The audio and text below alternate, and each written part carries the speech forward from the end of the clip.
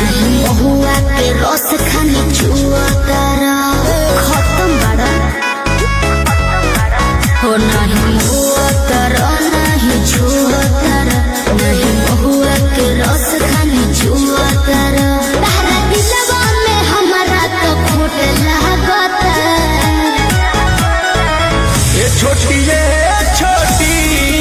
तारा चोटी से चोट लागता सचो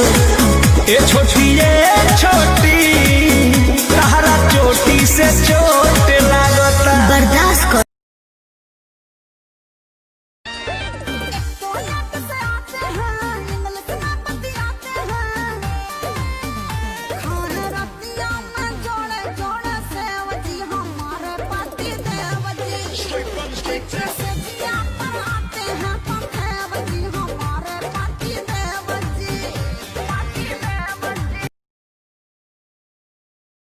बेबी जल्दी से घर चलो, तैयार होके अपन को चलना है राहुल की पार्टी में यार।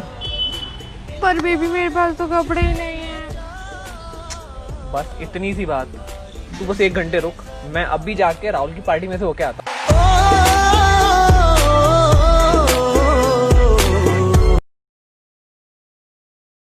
नईखी मांगत साया साड़ी, नईखी मांगत कंगना, नईखी मांगत साया साड़ी, नईखी मांगत कंगना, रहता आँखी के सोझा बहाना कोनो के तू मिले आवाजा मजनुए लोग पर पुलिस लगौले बाटे बिना बात वाला मुर्गा बना रहा है सब बाबू जो डोरी प्यार का पड़ी